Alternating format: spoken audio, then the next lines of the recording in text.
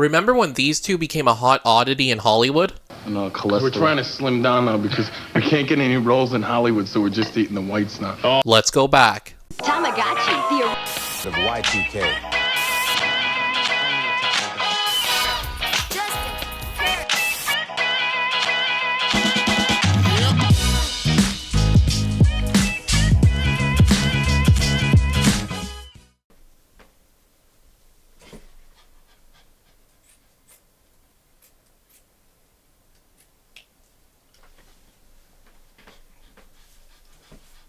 Alright, there we go. I needed to look the part for this video, because today we're talking about the Paul brothers.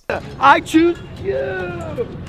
No, not those Paul brothers, thankfully. I'm talking about David and Peter Paul, the Barbarian Brothers. Waste of time.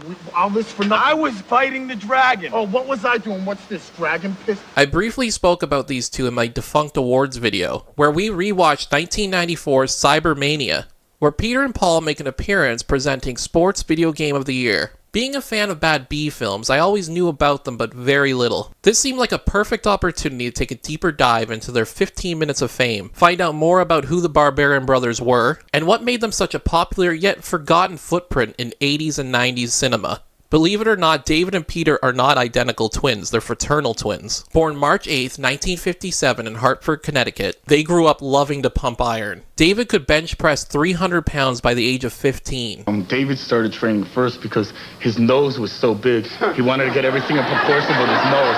In 1977, the documentary Pumping Iron with Arnold Schwarzenegger hit theaters and made bodybuilding a more mainstream thing. This was also the same year that the brothers decided to open up their own gym. Tight on cash, the boys installed new mirrors in their gym, courtesy of the University of Rhode Island men's room. Then, in 1979, David and Paul made their way to California. They wanted to follow in the footsteps of Arnold Schwarzenegger and Lou Ferrigno, who was currently smashing it up on television as the Incredible Hulk. How did they travel there, you might ask? Maybe bus? Maybe plane? Nope, they hopped on the same motorcycle and traveled all the way there, in jeans, boots, flannel, and a headband.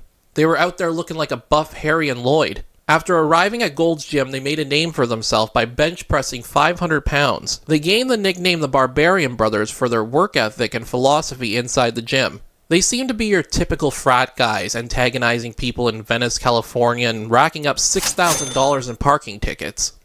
We came out here because the reason we came out here is we wanted to just get big and break the stereotypes of bodybuilders. That they're gay, narcissistic, that they look strong but they're weak. But we tried, but they were all true, so we couldn't break the stereotype. No, so what happened to us? Then in 1982, Hollywood took a turn into the buff action stars, with Arnold's Conan the Barbarian and Stallone's First Blood hitting theaters. 80s audiences loved it, and couldn't get enough of these larger-than-life men beating up soldiers, aliens, and time travelers. Films like The Terminator, Predator, Commando, Cobra, Over the Top, and whatever this is. The Barbarian Brothers went viral before the internet. They were featured in Sports Illustrated with the title Conan the Barbarians, and told the press that they ate 36 raw eggs a day, a feat only to be beaten decades later by Gaston. They even put on weightlifting exhibitions at Disneyland. They were basically larger-than-life WWE tag team partners, but without wrestling. And now it was time for the brothers to break it in Hollywood with their acting. The duo's film debut came in 1983's DC Cab, in which Roger Ebert described the film as not entirely bad. The film centers around a cab company run by a Vietnam vet, with a group of misfit drivers starring Mr. T and Gary Busey. David and Paul play Buddy and Buzzy, two cab drivers that play into the goofiness of the Paul brothers. When I found out their first film was DC Cab, I assumed it was just going to be a small bit part. You know, maybe one scene, two scenes. But they're actually in the film throughout and are part of the film. And even though the film isn't particularly great, David and Paul seemed to fit naturally on camera. They were off to a good start. The next year, they appeared in a 2-part episode of Knight Rider, where they play henchmen to this girl here. She treats them like dogs, literally. Those two over there are Clifton and Turk. But don't worry, I don't let them in my house unless it rains. In it, they end up giving David here a real hassle and a half. I'm so sorry. They end up in prison by the end and Knight saves the day. The Flamingo Kid stars Matt Dillon, fresh out of high school, who starts working at the El Flamingo Club. It's sort of a coming-of-age comedy. In it, David and Paul play Turk and Dirk, By the way, one of them played Turk in the Knight Rider episode, so if you're counting at home, that's 2 Turks, but only 1 Dirk. They're the strongest lifeguards in Rhode Island. They're good for about a joke or 2, but take up about 5 minutes of on-screen time in the whole film. One more credit I'll quickly mention before getting to their big film is Hollywood Beat. It was a crime show that aired on ABC for only 1 season. The brothers appear in the pilot episode of the series, but that particular episode seems to be lost media at this point. Plus, IMDb doesn't even list their character names, so we can only assume that they're Turk and Turk. Their big break in Hollywood came in 1987 when they followed in the same footsteps again as Arnold, in a film aptly titled The Barbarians. Think Conan the Barbarian meets Mad Max, but if Mad Max rode around in horse-drawn carriages. I can only imagine that the baby oil budget on this film would make Diddy blush. This film was produced by Cannon Films, which is notorious for their cheesy B films. In a film that I reviewed on Letterboxd as, they look like if 2 jumbo hot dogs were turned into humans. But like I said, I'm a sucker for these B films and I loved it. Let me see if I can do my best to explain The Barbarians for those of you who haven't seen it. The film opens with what I can only describe as a group of circus performers running away from bad guys on horses. And this dude here can't even be bothered to stop juggling. There's a magical woman with a magical stone, and she gives it to one of her pals to hide because they're about to be captured. While captured, one of the brothers, who are children at this point, bite off the bad guy's fingers. Magical lady says she'll do anything if the boys can live, and he says they won't die by his hands.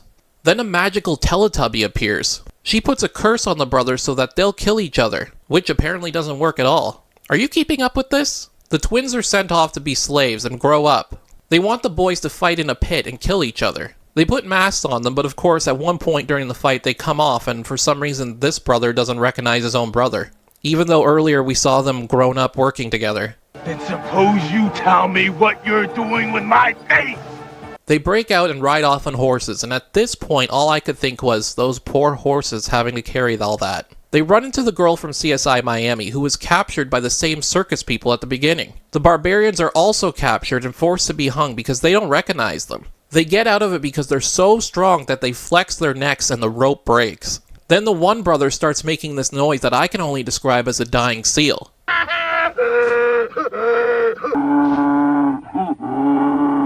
He kept doing it throughout the film, and I like to think it was a creative choice on his part. Then the circus people realize that they have their mark behind his ear, which when they were claiming who they were, they probably should have just checked behind their ear in the first place if they knew there would be a tattoo. But I guess they thought, nah, just hang these guys. CSI Miami girl knows where to find weapons, so they let her go too. They have to be sneaky, so when they're almost caught, they do this. After that, they go look at some boobies to show how straight they really are. They push over a bunch of paper rocks, sleep with a harem, meet some bad guys with impractically large helmets, and go and find the magical stone for the magical woman, which is guarded by a giant penis monster.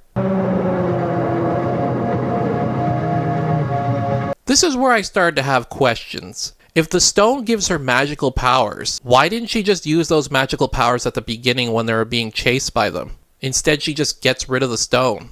I love a good plot hole. And that's about it. CSI Miami girl becomes the new queen, because she was also part of the group when she was a child, but for some reason she didn't inform anyone of this and was just willing to be killed. The movie had very little dialogue, but a lot of music, and interesting fight scenes that had me laughing. I mean, check out this move by the bad guy. He turns around his horse, waits for them to approach, and then slowly turns around before attacking them. That's a bold strategy right there. Despite the convoluted plot, this is a very copy and paste fantasy film. It really is David and Paul that make this a cult classic. Their weird banter and attempt at comedy is fascinating to watch. Here. Yeah, right here. There's no ruby here. I know there's no ruby here. What do you want me to do? There's no ruby here. They knew exactly what kind of movie they were in. And instead of playing it straight and the Barbarians becoming this forgotten fantasy film, they basically play themselves and bring levity to it. I don't like the axe. I want the sword. I want the axe. Did I mention the boys made a music video for this film? Oh, and you could buy some sweet Barbarian merch back in the day. That is why the Barbarian Brothers wear these official barbaric fashions whenever they go pillaging. And now you can too. Made of a heavyweight cotton blend These barbaric tanks, tees, sweats, and shorts are puff-printed to give them that really pumped-up look and feel. Okay, let's move on. I spent way too much time on this one movie. It was their main film, so I won't go into as much detail on the other ones. But I say check it out. It's an easy under 90-minute watch. This is where the Barbarian Brothers' fame would peak, including a photo shoot for Playgirl and appearing on television and magazines everywhere. Please welcome David and Peter Paul, better known as the Barbarians. You know, Leslie forgot to tell the audience that today's show is being powered by THX Sound. Phone books? Phone books, yeah. I want you to rip them in half. Phone books for strength. Phone books.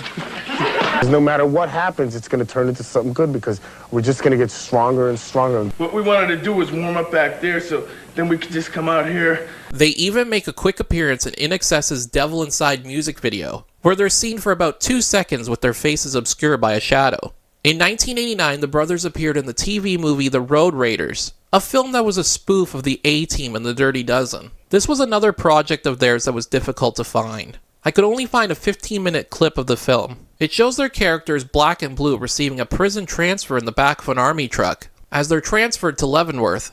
And if you think they don't do their classic Barbarian sound in this, you would be wrong.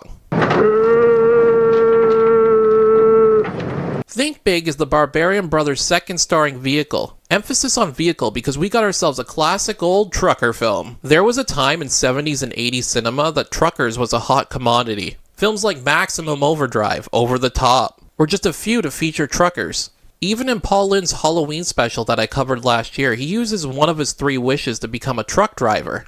The film opens with the brothers doing a rap in which I found them doing on a Japanese show with Jaws. And it's such a niche and bizarre little time capsule that I had to share it with you all. You must work real hard and never say no. Rome wasn't built in a day. It went real slow. Peter and David play Rafe and Victor, 2 truck drivers who have one final payment on their truck before they own it. The boys take on a job of transferring toxic waste in order to receive a bonus payment. They end up with a stowaway genius teenager, who is on the run with her invention from her evil teacher who wants to sell it to arms dealers. Hang on, I still gotta take a Gigantor whiz. What's the matter with you? You got to go every 10 minutes. What do you mean, me, mister, take a massive dump 12 times a day? Barbarians. Jaws plays the muscle that's hired to track down the girl and her device, and it turns into a chase across America with the brothers, the girl, and her other professor who's trying to help. David Carradine is in it as a repo man trying to repossess the brothers' truck, but he's more of a comedic side character, who's always getting thwarted by these dim-witted brothers and their new genius friend. The movie wasn't bad in terms of these kind of films. It was fun. Let's not do that again. Oh, that hurts. That same year, the brothers appeared in the film Ghost Writer, a supernatural film about a writer who moves into a beach house where an actress lived 30 years ago, and who was believed to have committed. Her ghost appears to the writer and reveals that she was actually murdered by her boyfriend 30 years ago, and she wants the writer's help to bring him to justice. David and Peter play Marco and Tony, 2 henchmen of the main villain with deeper voices. Boss, we tore the place apart. Yeah, there was no sign of it anywhere. Yeah, you gotta believe us. All right. In the third film, the brothers star, and they get to keep their real names and play David and Paul. What a coincidence. Double Trouble, not to be mistaken with the Elvis film of the same name, is about 2 brothers on either side of the law. David plays a cop and Peter plays a criminal, specifically a diamond burglar. After David's partner is killed, Peter has information on the conspiracy behind a huge diamond heist. The 2 brothers are forced to partner up. Okay, this is completely away from the plot, but I love this Andy Warhol painting of Peter above his fireplace. Now that's class. This is your typical buddy cop film where they hate each other at the beginning, but they have to overcome their childhood trauma for a greater cause. Will Peter be tempted by the diamonds at the end, or will he choose justice and his brother instead? He chooses his brother instead.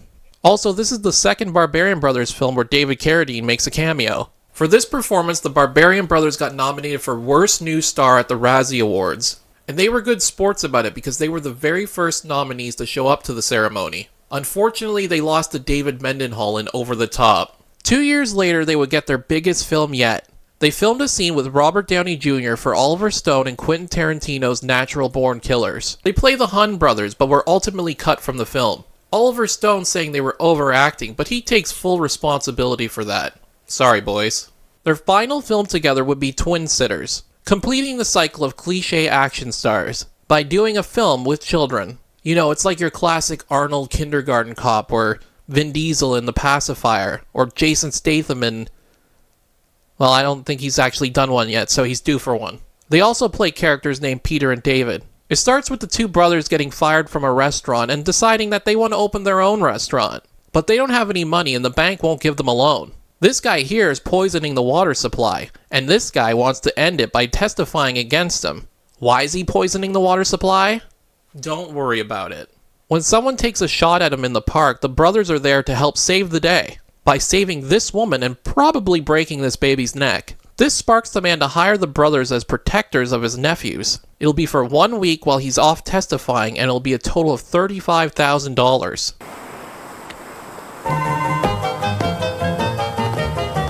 The kids turn out to be little brats, and it turns into a prank war between the two sets of twins. The little twins even try to murder them. Turns out the butler did do it because he's been working with the bad guys and the kids are kidnapped. This culminates in an Avenger-level ending with a bunch of twins. They all work together to save the children. No, we're not twins. We just all look alike. Yeah, that's it. Yikes. The brothers end up saving the day and getting the kids back, and open their restaurant where even more twins and triplets appear. Oh, and they also both date the kid's teacher, because why not? Like I said, Twin Sitters marked the end of the brothers' run on the big screen. The two continued to make appearances, including screenings of their films, and trying to further along their music careers. David Paul relocated to Rhode Island to become a furniture maker and photographer, but joined his brother one last time in a documentary film called Faith Street Corner Tavern, which focused on Peter's issues with mental health. But on March 6, 2020, David Paul would pass away at the age of 62. As for Peter, he seemed to have started a religious YouTube channel, where he goes by the name of Peter Palpin, and has dubbed himself the Knight of the Light. Now there's a lot of videos online of what seemingly is Peter's decline of mental health, but I'm not going to share those here. He clearly wasn't doing very well in these videos, and I hope he got the help he needed. This video was meant to celebrate the Barbarian Brothers, not treat them like a sideshow that they were treated like most of their lives. The Barbarian Brothers may be a forgotten entertainment oddity today, but their films have stood the test of time, still being brought up as some of people's favorite B films. This was my first time watching any of their films, and I gotta say I had a good time. While researching this, I was happy to find out that they were kind men, who never lost focus of the qualities and values they believed in, and because of that they've gained a new fan in me. If you enjoyed this video, be sure to like and subscribe. Don't forget to join our free Discord community, the link is in the description below. And as I sign off here, I'll leave you with this quote from the Barbarian Brothers' appearance on the Regis Philbin show. Bye everyone. You think first and you react second. And that's what we say human beings don't do. Human beings, the reason there's so much prejudice in the world and stuff is because they react first instead of meeting the person for the first time, thinking about them, and then coming to conclusion. Yeah.